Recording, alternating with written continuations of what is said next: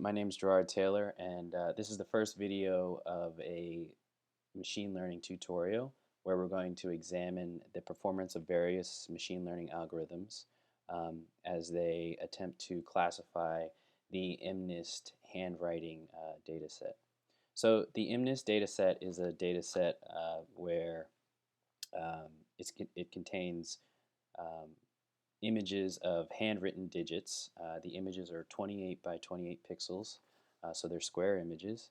And we're going to feed those images in as training data in most cases, and then try to figure out which algorithms classify each digit um, as a number between 0 and 9. Which algorithms have the best performance, are the most efficient, etc., etc. So in this series, we're going to go through, we're going to start off by building a library that handles all of the data, and then we're going to build individual machine learning algorithms separately that will link against that library so we don't have to carry around um, the data itself every time we want to run an algorithm. So we're going to start off with that library, and then we're going to build, um, a, we're going to implement the k-nearest neighbors algorithm, and then we're going to implement k-means, so two unsupervised techniques. We're going to do a naive Bayes classifier. We're going to implement a deep neural network. We're going to implement a convolutional neural network. And we're just going to try to compare and contrast the performances of each. Um, so we're also going to implement this in C++, and we're not going to use any frameworks or libraries other than what's included in C++ standard STL library. So we're going to use vectors, maps, etc., but we're not going to use TensorFlow, PyTorch, Cafe, or anything like that. So I think this is a good way to get an introduction into what those, what those frameworks actually do for you and why they make your life so much easier. Um, but it's also and seeing what happens under the hood will give you a better understanding of what's actually going on. So with that, we're going to jump right into it. And then, so in this video, we're going to build um, the data container that will hold all of our hold the feature vector and the associated label. And then we're also going to build the data handler, which will separate, which will read in the data from the binary file and separate that data into training data, test data, and validation data. And then each machine learning algorithm from here on out will be able to pull from that data handler instance the training data, test data, and validation data. Okay, so with that, let's jump right into it. So here I am on the MNIST database website. I'll put the link in the description. So we have the training data and the associated test data. The training data consists of 60,000 examples, and the test set consists of 10,000 examples. And here's here's a list of all of the different algorithms that have been implemented and their associated performances, which some of them are very good. All of them are actually very good. And then we also have a little bit of a description of the file format. So like I said, the file format is a binary format. So it's not like a text file or CSV or something like that. It's actually just raw data. So you can read in this file however you want. So you can read each bit as a char or a double or whatever, or you could read the data in as chars or doubles or whatever data type you want, but it won't make much sense. So what they've done here is they've stored it in binary format in high Indian or big Indian format. So if you have an Intel processor, which I hope you do, or if you don't, it's not a big deal, um, we'll have to convert this binary format into Little Indian format. Okay, so least significant bit. Okay. And then, so here's a template of the file. So the file of the label file, excuse me, Um, the first two 32-bit integers are a magic number and the number of labels. So you should have 60,000 as your input value. And then the magic number, if you read everything incorrectly, should be 2094. And then the 60,000, so the next 60,000 unsigned bytes are the associated labels of that line item. And similar for the training data, but in this case we have four 32-bit integers, and those integers are, the first integer is the magic number, the next integer is the number of images, and then the next two integers are the rows and columns sizes of that image respectively. And then after those four 32-bit integers, we'll read each unsigned byte as a pixel. So we'll need to read 28 times 28 pixels to account for one image, if that makes sense. Okay, so why would somebody store data like this? Imagine you have 60,000 entries and you want to store the information of different types. So you'll be able to store all of this information in a binary format without having to worry about size or anything like that. So the size of these images is actually pretty big, but because of all of the images, the size of the file is actually relatively big. But you can imagine if you wanted to, you could convert all of this into text and into a CSV or whatever or what have you, and it would still work fine. It's just you could imagine you're going to have, if it's a CSV, you're going to have 700 plus comma separated values followed by a class or something like that. So this makes it a little bit more manageable, and you can read it directly into a vector in C++. So with that, we're just going to jump right into it. Okay, so here I am in the data.hpp file, and this is the container that we're going to hold each line item with. So we're going to have the feature vector, the label, an enumerated label, which we won't necessarily need for this data set, but it's good practice to have, and then a couple of more values that we may need in future algorithms. So here we are. So I have the template for the class here, so we're just going to say standard vector uint 8, and then we're just going to make it a pointer, and then we're going to call it the feature vector.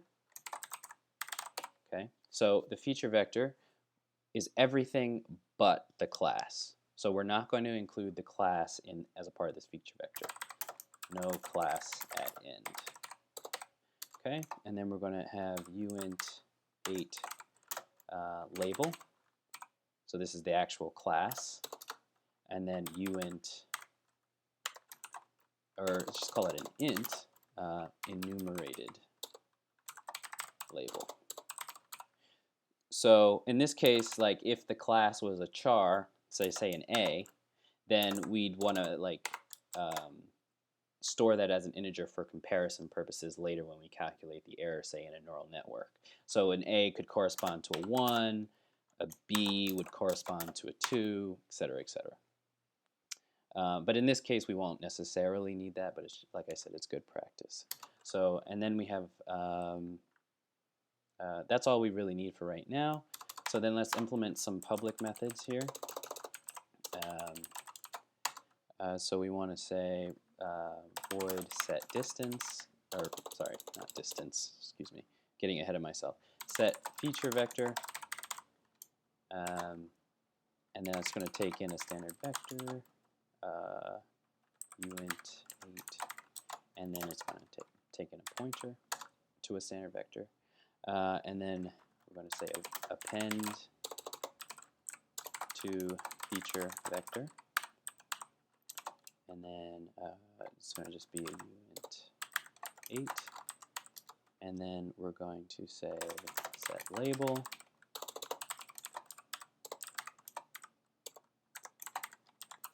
and then we're going to have set void set enumerated label, or int. It's just going to take in an int, excuse me, and that's that. Okay, and then we just have some getter methods here. So we're just going to want to get feature vector size, uint8 get label, uint8 get enumerated label. Okay, and then also we want to return the feature vector.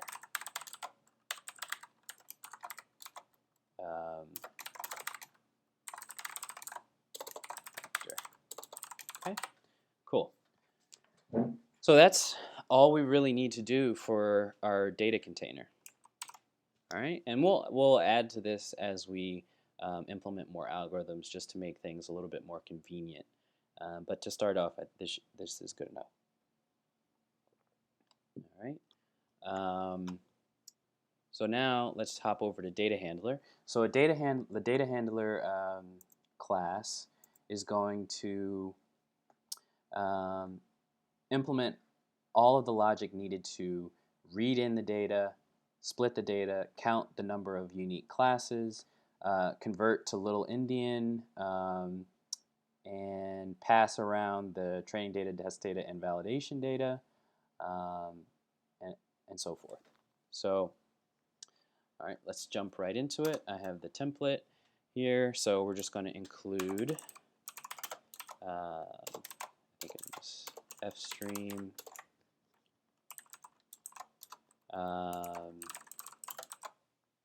standard int .h. Actually, sorry, excuse me. And then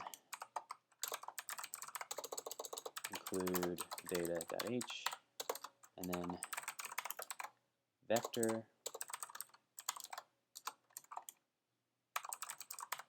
string and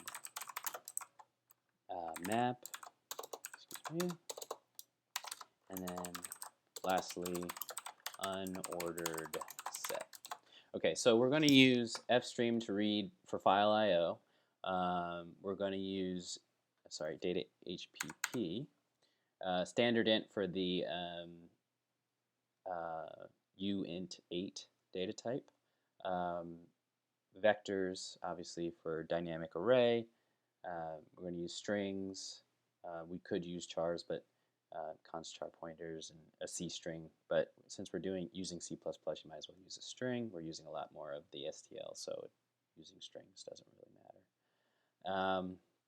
We're going to have maps to map a class label to its enumerated value, even though we're storing that in the data container itself. We want to be able to access that quickly by potentially calling the data handler itself. And then an unordered set we're going to use to keep track of the indexes as we split the data between training data, test data, and validation data. Okay, so here we are in our data handler class.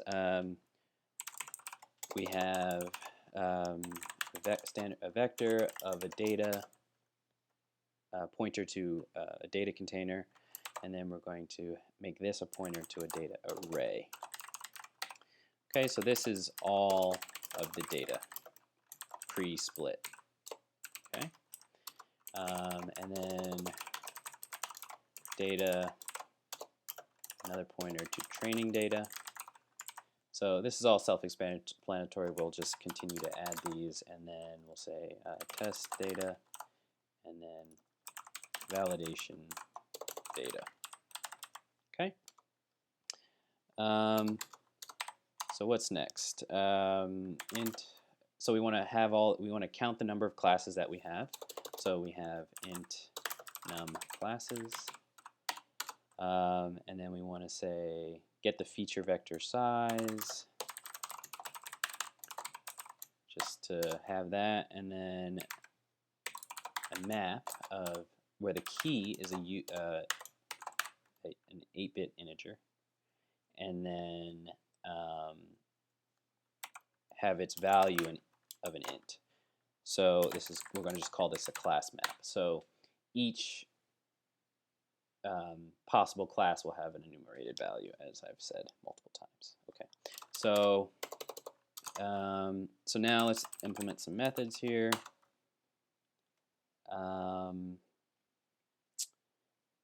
Actually, this doesn't necessarily need to be public. All right, yeah, so let's go. So in order to split the data, we need to define the data splits themselves. So typically, you want your training set to encompass a very large percentage of your data, and then your test set is a smaller portion. But we're also going to do so we're going to have a training set, a test set, and a validation set. The validation set is what we use to validate that our model is trained to our liking. So, say we're training a neural network, we will feed forward. We'll feed forward and backprop as many times as we need until the performance on the validation set reaches our pre-described threshold. And then after we've done that, we'll put the test data into the network and see what the performance is, and that ends up being our actual performance. So we end up testing data that we've never seen, so that way it doesn't positively or negatively impact the model and introduce unforeseen biases. Okay, so we're just going to define some constants here. Train set percent equals 0.75.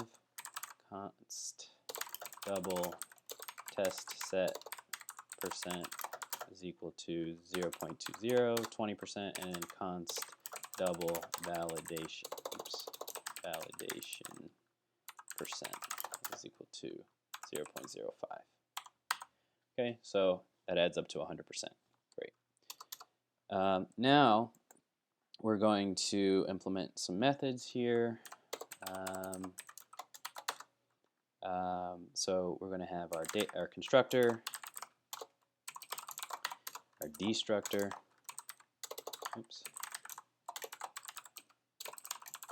and we're going to want to read our input data. Let's say read feature vector, and then we're going to pass in string as the path, and then void read feature labels. Okay. Now, so what these two functions will do. So since the files are separated, the data file and the label file are separated, we'll just need to read them separately. That's not too big a deal. Okay. So we'll just have two separate functions for that. And then we have another one called split data, which is where we'll take our full data array and divide it up between training data and test data and validation data according to the splits above, these splits here. And then we're just going to have another method to count the classes. Excuse me. And last but not least, we're going to have a uint32 function to convert to little Indian. I know that method name is really verbose, but so we're just going to take in a const unsigned char array called bytes, and lastly, we just want to be able to return the training data and test data and validation data. Oops. Sorry. Get training data. And then just copy this. Get test data. And then get validation data. Oops, excuse me. Okay, cool. So now that we have all of that set up, we can jump into our data.cc file, and this is where we're just going to implement the files themselves.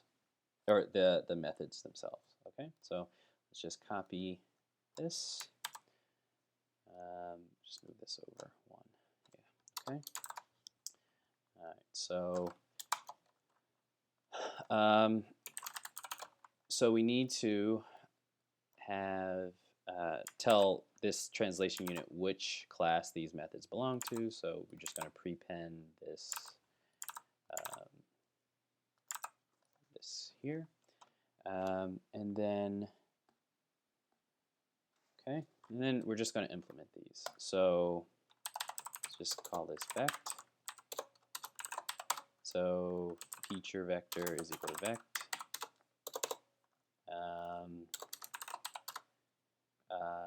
Feature vector pushback. Let's just call this val. Okay, and then label equal to val. Just call this val here,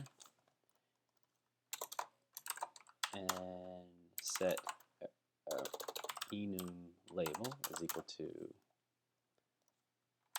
val.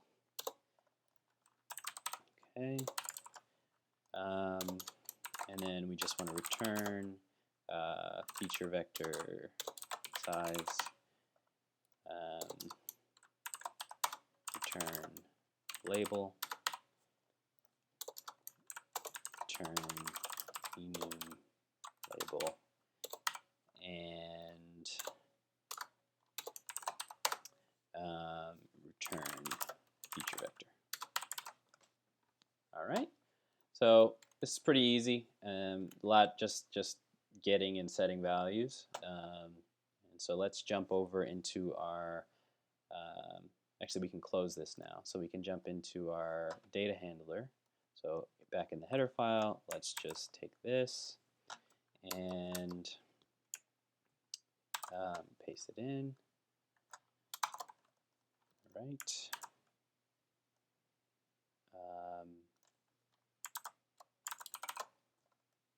Okay.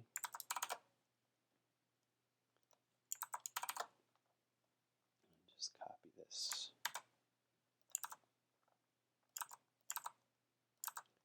All right. All right. Let's save the constructor and destructor for later, and let's work on the implementation of the other methods. All right. So. All right, never mind. Let's just focus on this right now. So data array is equal to new vector data. So we're just allocating all of these on the heap, just so test data, training data, and validation data. Okay, nice. And then later we'll just have to free dynamically allocated stuff. All right. Okay, so based on this, as we remember, we have these four 32-bit integers that we need to convert to Big Endian, or Little Endian, from Big Endian to Little Endian.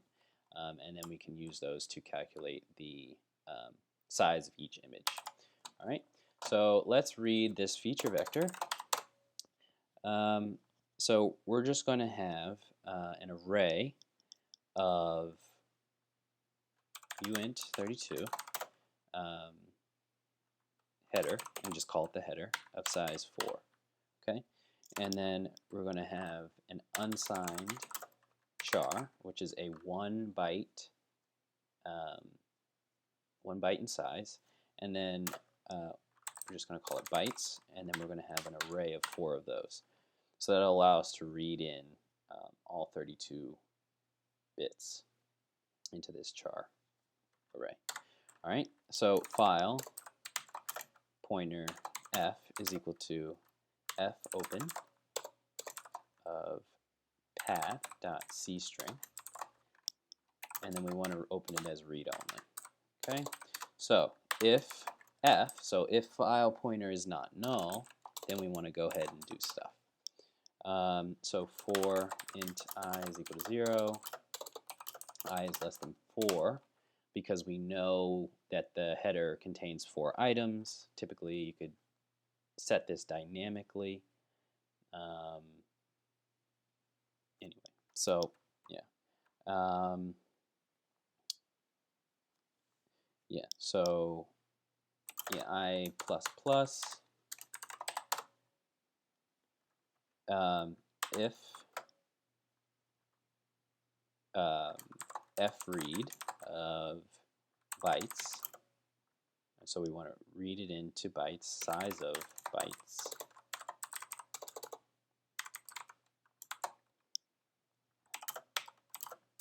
and we give it the file pointer. So if this is successful, then we want to say header is equal to convert to little endian of bytes. Header of I. All right. So we have the header. So we know that, let's just help ourselves out here just with a comment. So magic num images. I believe it's num images. Yeah, number of images, row size, and then call size. All right. So the first element is the magic number, the second element is the number of images, third element is the row size, and the fourth element is the column size. All right. Why is this yelling at me?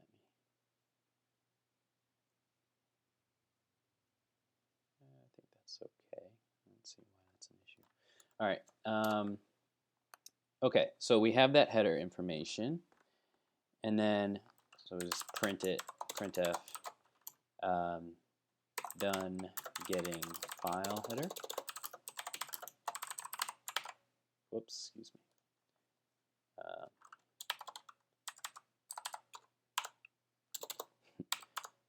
\n. Okay, and then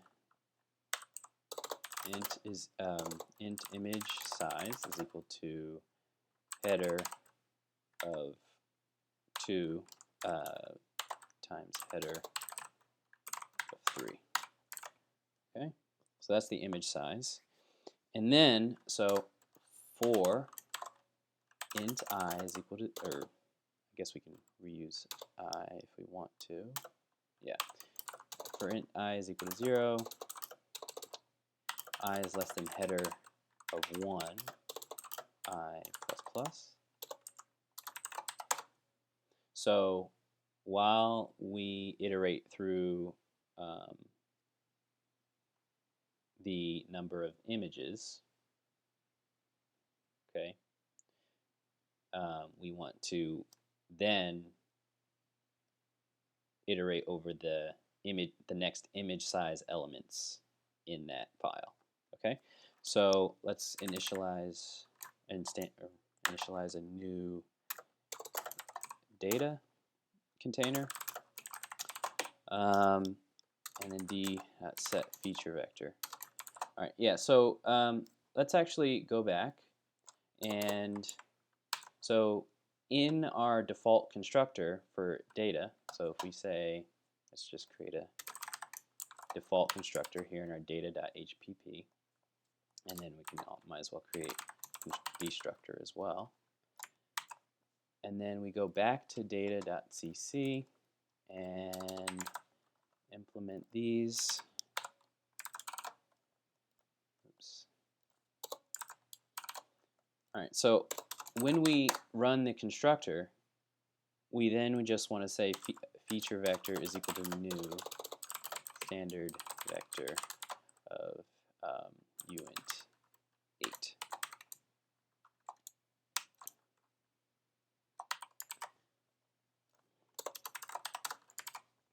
So So what this saves us from doing is having to initialize it every time we um, enter this loop. So like, for example, if I was to say do this, if I didn't have the constructor in there, I could just say d.set feature vector to new standard blah blah blah blah. And so instead of having to do that, we can just do that as part of the constructor. All right. Now we want a one element array of size 8 bits, excuse me. So we want to say uint 8 element size 1, and then for int j, so this is where we're going to iterate over the image size. J is less than image size, j plus plus. Then we want to just say if fread element size of element. Okay. If that happens, then we just want to say d append to feature vector element of 0. Okay. Otherwise, oops, excuse me. Otherwise, printf error reading from file, and then we just want to exit.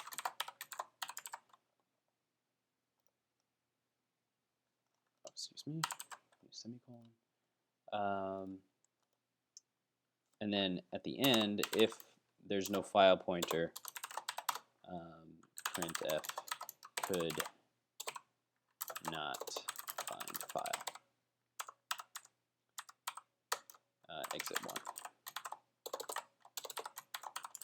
Okay, so just did some minor error handling there. So at the end of this, we will have gotten the entire data array, or filled up the data array with the feature vectors. So let's say printf successfully read and stored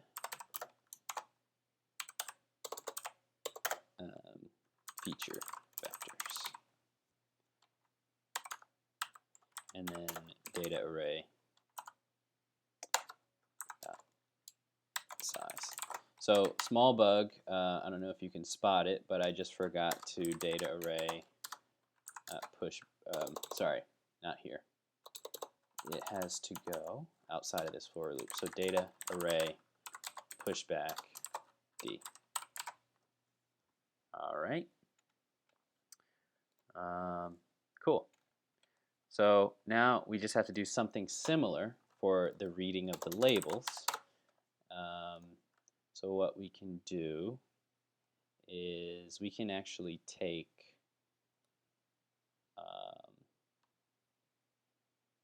all of this.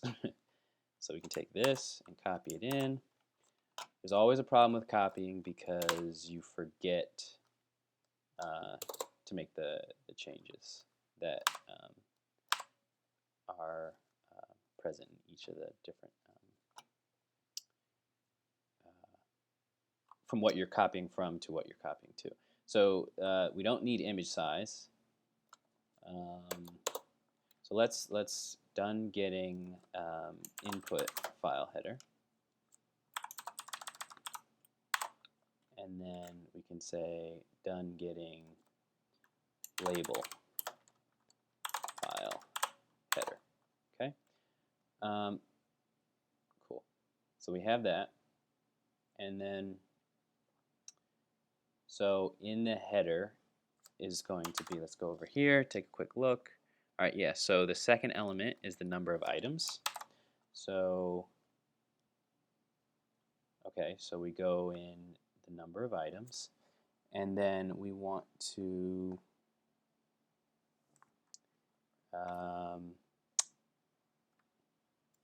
so we can just get rid of this inner loop here. So we can get rid of this and this. Let's move this back a little bit. And then we don't need the new data value. But what we can do is say data array at I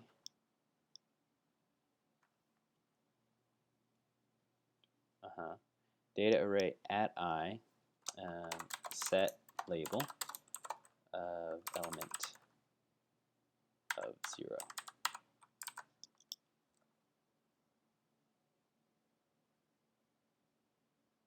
Okay. And then we don't need to push back. Successfully read and stored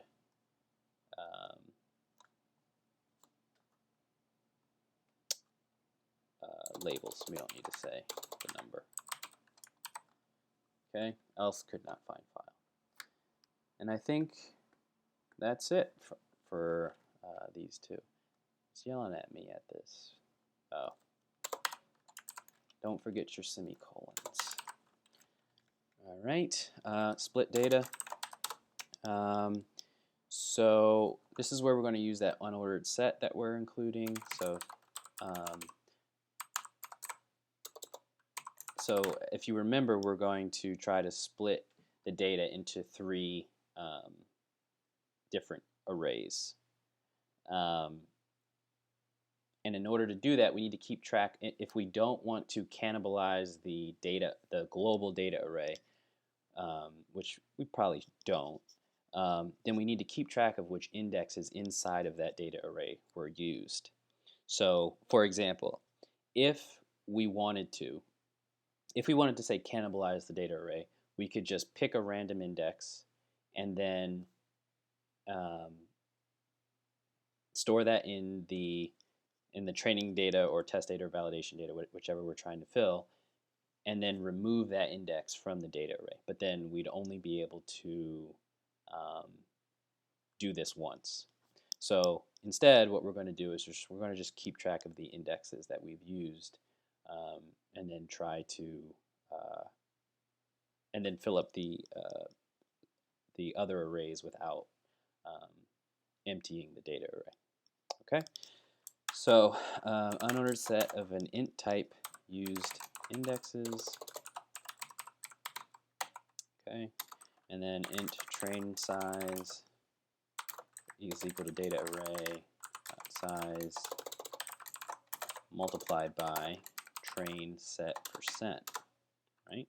Int test size is equal to data array size multiplied by test set %, and then int valid size is equal to data array size valid %.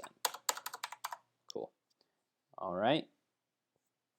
So now we're just going to basically do this 3 different times, and then we'll just have to change a few things for the subsequent ones. So let's start with our training data. So int count is equal to 0.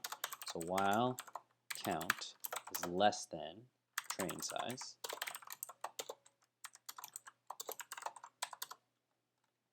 let's just scroll down a little bit. Get a random index. Int random index is equal to rand modulus data array size. So this will give me a number between 0 and data array size -1. Okay, if used, so then we need to check if used indexes contains this value. So find index, rand index is equal to used end. So if the iterator is at the end, then it didn't find that value, which means we can use it. So training data dot pushback data array at index, rand index. So the interesting thing about all this is that we have 3 different arrays, but the data is only held once, is only stored once. So that's just the nature of, so we read in the data into the data array on the heap, okay? And then we just are passing around pointers to that data. So the only thing that we're doing here that is initializing new memory is this line right here where we initialize a new data type, data container. So every time after that, the data array is just storing a pointer to that value or that object.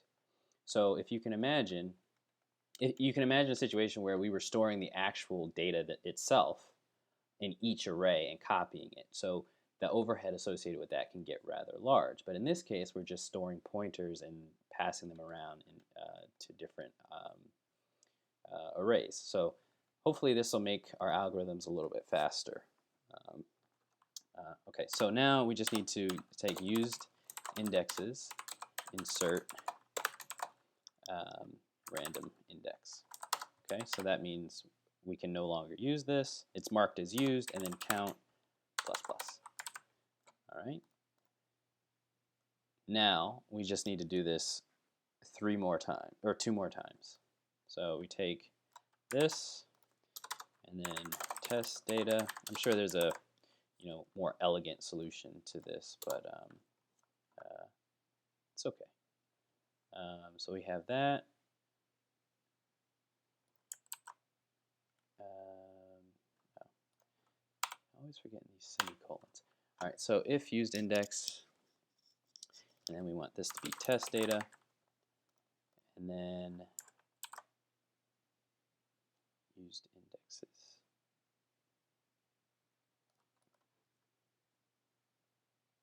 Oh, it's not a pointer. Or it's not a, yeah. Okay. All right, and then we can just train size. This is going to be test size. There's going to be there may be a bug here somewhere that I missed, but all right. And then validation data. Then valid size, validation data, and then we're done, I think. And then just as a sanity check, if we get to the bottom here, say training data size is going to be training data size, and then I'm just going to copy printf, sorry. So test data, and then validation data. Oop, data's already there. Okay. So it says a nice sanity check. So the data in this case is now split. All right. All right, cool. So we're moving right along. We have our feature vectors. Now we need to implement the count classes method. This one's a pretty easy method. All you need to do is just store a map, or store the values in a map. And so we'll just jump right into this one. So initialize the count to 0 for unsigned, excuse me, I is equal to 0, I is less than data array size, I plus plus. So we can do unsigned because we know we're not going to deal with negative values. And then if class map, find data array at I get label. So if we find a key in the map that has the value, or if we find a key that equals the current label, then we don't need to do anything. Otherwise, which is this case, .end, if none of this is, if this is true, then the label isn't in the map. So then we can just say class map of data array at I get label is equal to count, and then count plus plus. Oh, excuse me, sorry, data, and then we need to set the enumerated value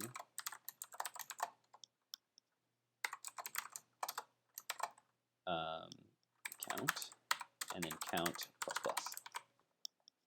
All right, num classes is equal to count, and then printf successfully extracted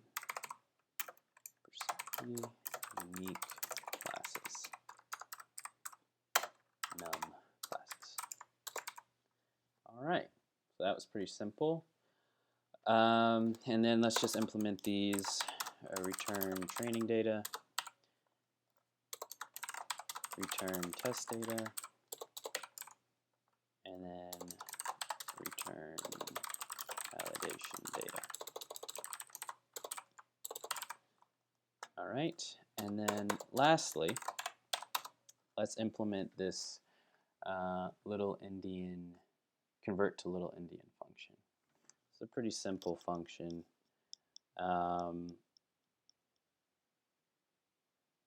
Yeah, okay, so we take, now granted, I did take this from Stack Overflow. So if we go to how to convert little Indian to little Indian.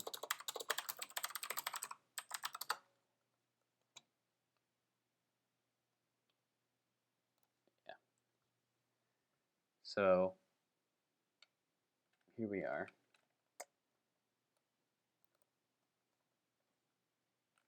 I don't want that. No, that's not a good one.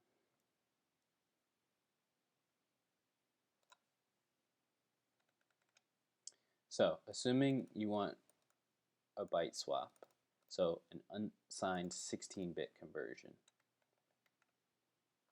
So we want to shift the value to the left, or to the right 8 bits, and OR it with the value shifted to the right.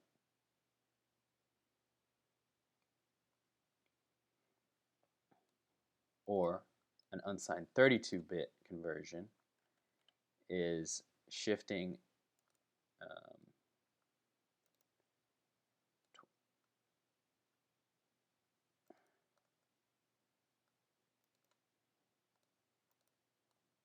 yeah, okay. So that makes sense. All right, so we want to turn an unsigned uint 32, sorry. And then we want to say bytes of 0. And then we want to shift that left 24. So the 0th byte, which is 8 bits long, we want to shift those 8 bits to the left, to the left 24 bits. Okay, so what that means is the 0th bit now becomes the, or the 0th byte becomes the 3rd byte. And then we OR that with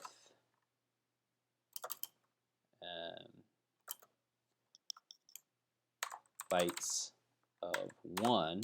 So the second byte we want to shift to the left 16 bits. So then that becomes the second most byte. Okay, and then we do this again. Oops, excuse me. Oh my God, did it again. So then we do bytes of 2 becomes the second least byte, and then lastly, byte 3 becomes the first byte. We don't need to do anything there. All right. So I think that is enough for that. And then last but not least, we want this to be a library that we can use. But in the meantime, let's just test that the data handler works. So we're just going to write a quick main. So let's just scroll down a little bit. In main. And then we're just going to say data handler dh is equal to new data handler.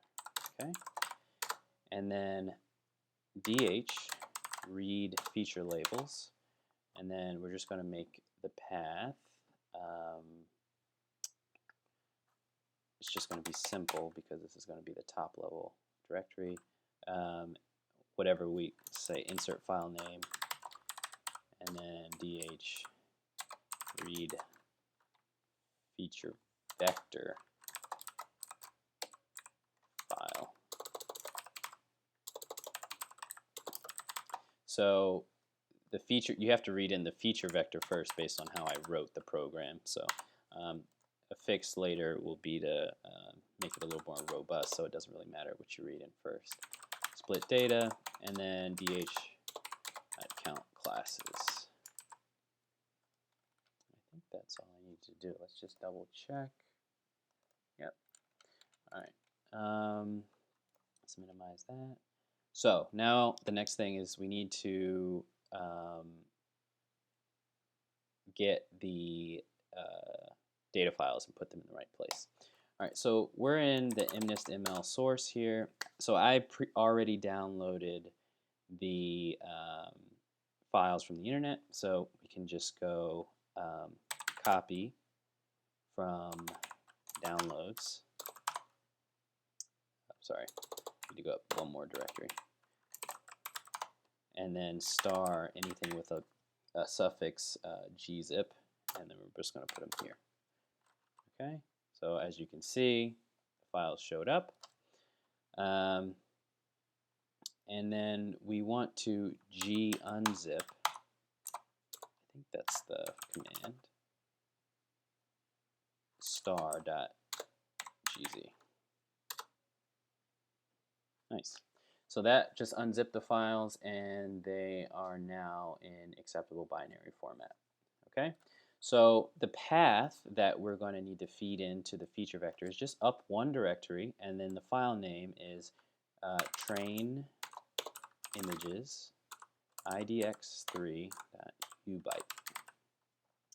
And then it's going to be the same, but the name is actually going to be, I think, labels. Yeah, labels, and then idx1. All right, so let's see if we can build this. So let's just go clear. I know we're going to work on a makefile in a second, but we can just go G++. We're going to use standard C++11. And our include directory is going to be this /include. And then we want to compile, or we want our output to be main, and then we want to pass in source star. All right, let's see what happens. All right, it's taking a second.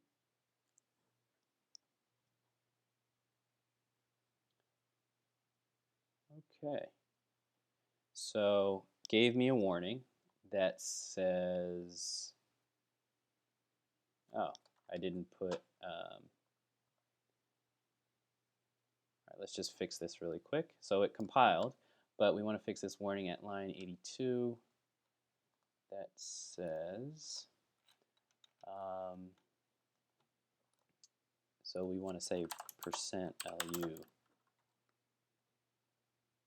No, we don't. Stored labels, and then we just want to, because we already know how many labels they're going to be. Okay, so let's just run this command again, and then let's run main. Could not find file. All right, so so it says feature vector path. Did I spell something wrong here? Let's see. Train. Oh, you know what? It's from where the function is called. Yeah, so if I just, or where the application is called. So if I call main now, images, train, images, IDX3, ubyte.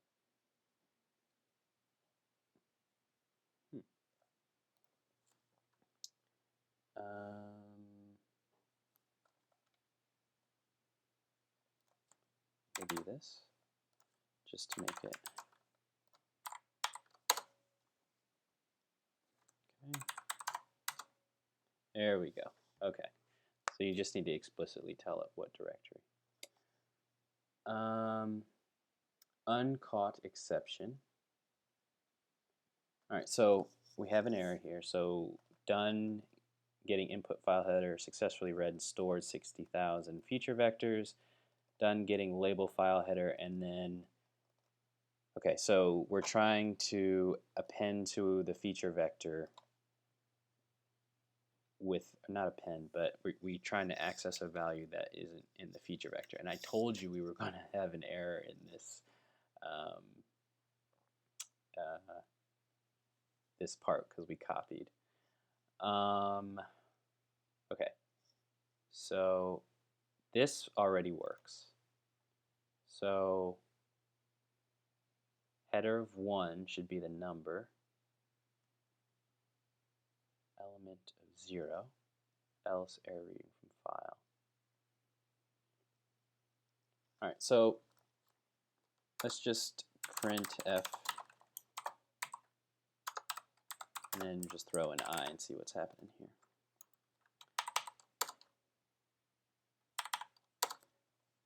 All right.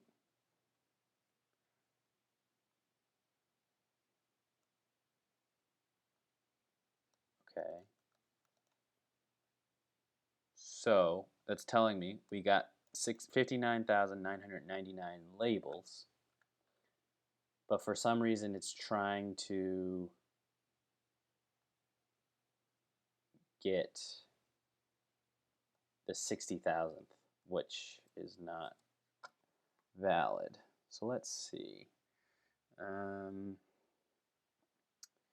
Let's see the.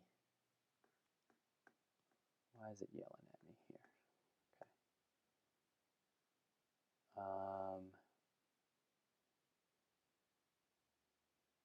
Okay. So let's print f header 1. Oh, sorry, excuse me.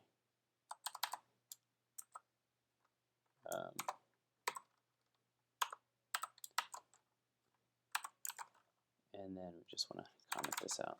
So I think the problem actually is with how we're converting from little endian, or from big endian. Yeah, so see this? This means that we converted it wrong. But that's weird because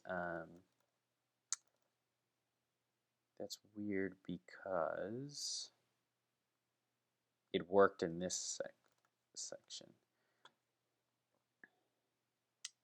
So what does that tell us? That tells us that we're both reading 32-bit integers. All right.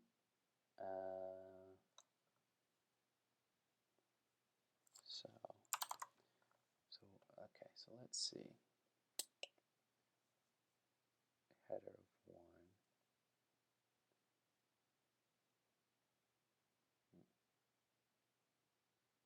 Oh, bytes of 4. Okay. Now it'll work.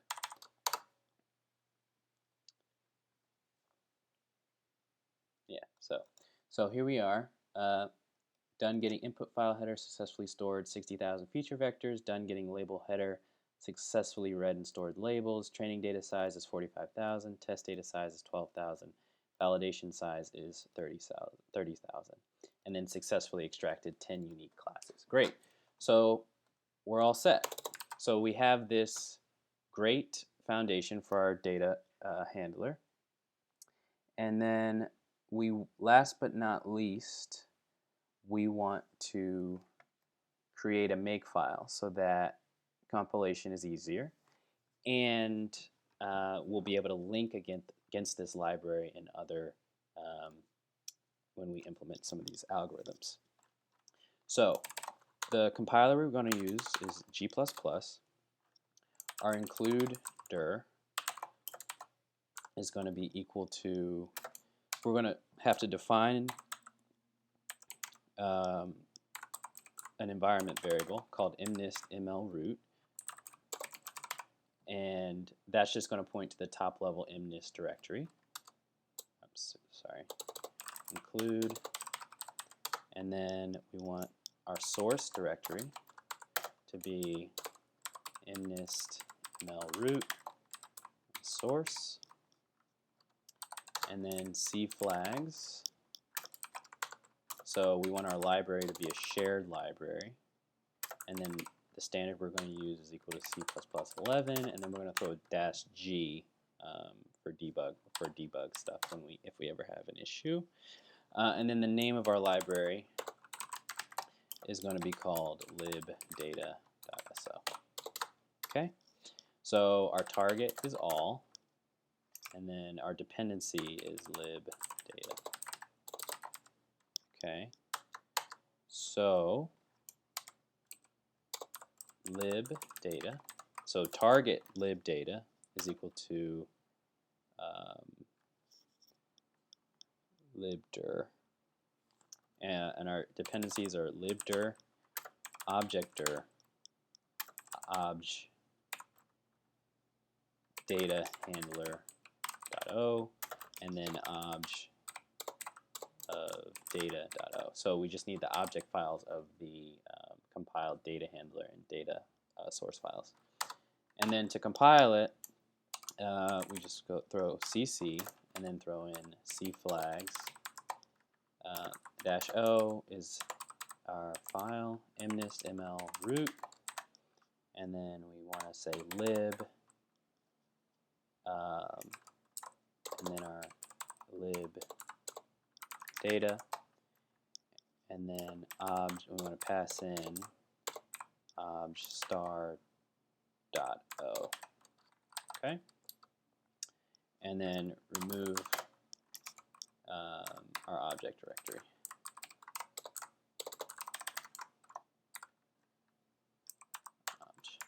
Okay, so now our libdir target is going to be makedir-p of MNIST ML-root.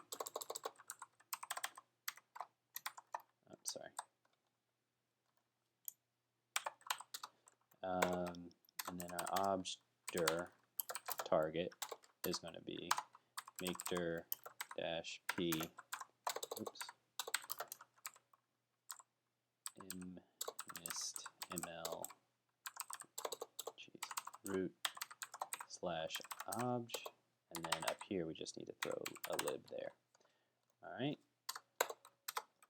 and then our obj data handler.o dependency requires source / data handler.cc, and then our compiler, or the way we compile is cc-fpic C flags and then -o obj data handler.o. So that's our output, and then our include directory, include dir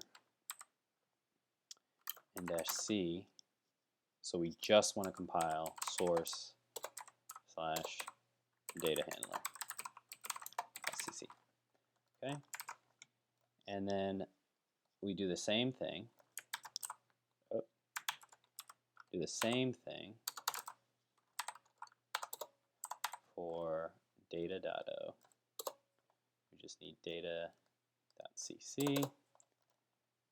data.o, and data.cc. Okay, and then last but not least, we just need a clean target. So remove -r MNIST ML root lib, and remove -r MNIST ML root /obj. Okay, so now let's just try make clean. It's going to yell at me because, you know, those folders don't exist, and also I haven't defined the MNIST ML root environment variable. So I say export MNIST ML root is equal to current directory, and then I'm just gonna run make, and it's yelling at me because why?